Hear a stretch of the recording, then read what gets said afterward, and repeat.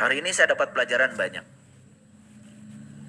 Pagi-pagi saya sudah dijemput oleh sahabat kita ke suatu tempat di sana yang bisa mengubah sampah jadi emas.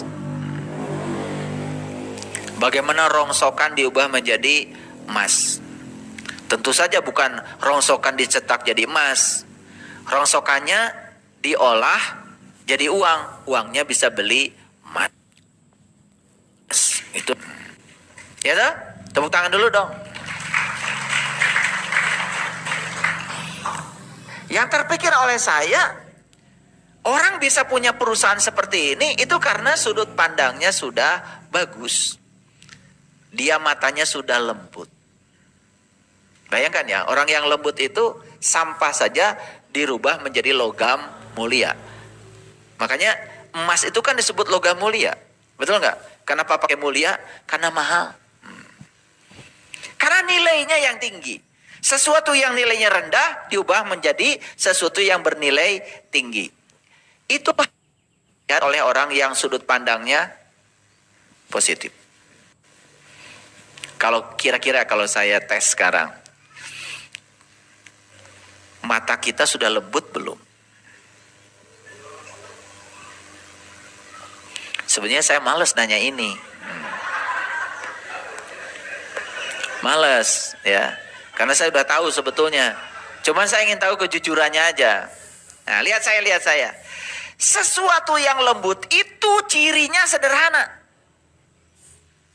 Tidak bisa dilukai.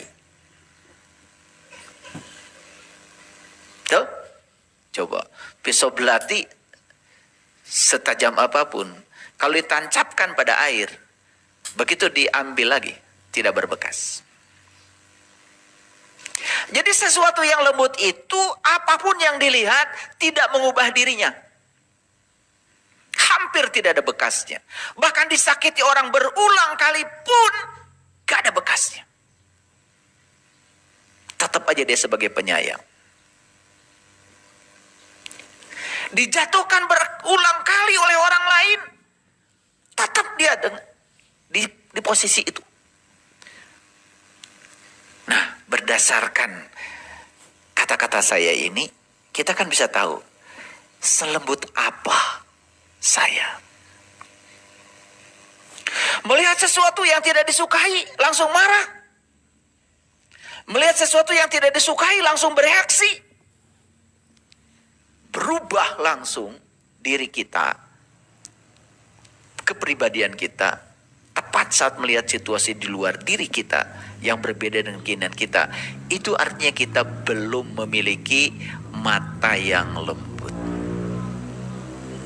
Nah, orang yang matanya belum lembut, jelas akibat yang paling besarnya, dia belum bisa senyum dengan matanya. Dan senyum dengan mata itu yang paling sulit, hadirin. Senyum dengan mulut itu masih gampang. Bisa diatur sesimetri mungkin. 2 senti ke kiri, 2 senti ke kanan. Itu senyum dengan mulut. Mulut itu masih bisa berpura-pura. Berpura-pura bahagia, berpura-pura menyenangkan, itu mulut. Tapi mata tidak bisa berbohong.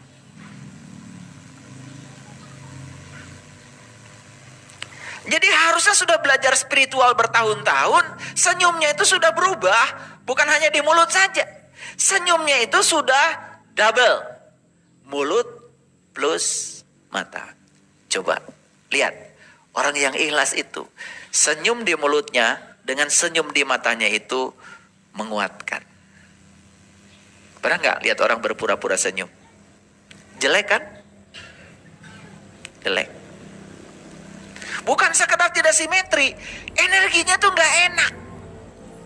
Karena semua kepura-puraan tuh nggak enak. Nah, lihat saya. Bermula dari kelembutan mata. Nah, kelembutan mata nanti akan masuk ke kelembutan hati. Yang sudah lembut segalanya, sulit untuk terluka.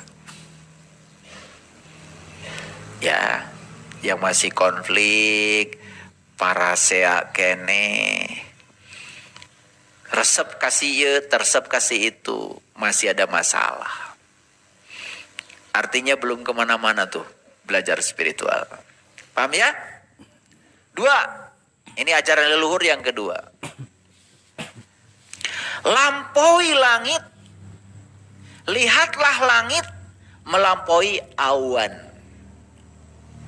Lihatlah langit melampaui awan. Perlu saya jelaskan apa tidak?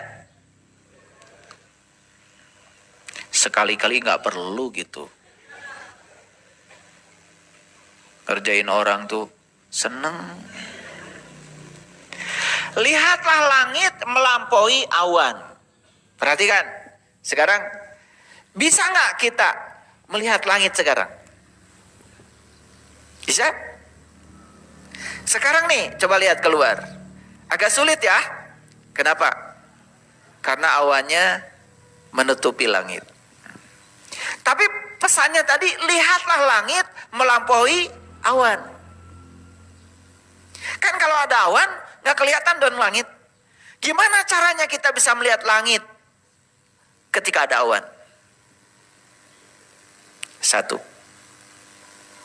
sadar bahwa yang sedang saya lihat ini bukan langit, awan. Langit ada di belakang awan. Sukses gak melihat langit? Sukses. Bukan secara fisik begini. Sudut pandang kita yang diubah. Yang saya lihat sekarang bukan langit. Yang saya lihat sekarang adalah awan. Langit ada di belakang awan. Awan cuma 2. Ada awan putih, ada awan yang hitam. Tapi langit cuma 1. Langit biru. Betul nggak? Oke.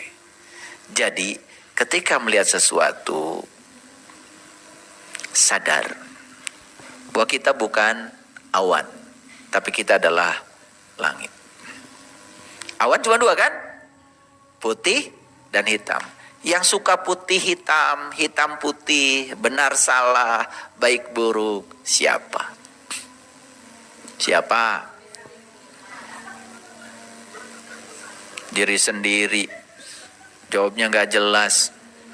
Yang suka benar salah, baik buruk, hitam putih, siapa? Pikiranmu.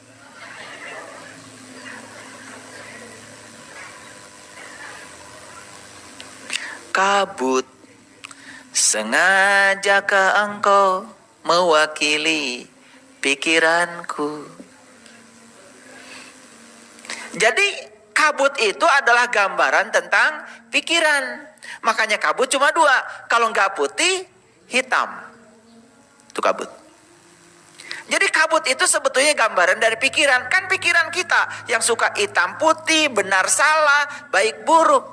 Kalau kita bisa melampaui dualitas itu, berarti kita sudah bertemu dengan diri sejati kita. Itulah kita sudah sampai ke langit. Dan kita sudah melampaui awan-awan. Kira-kira sudah melampaui belum?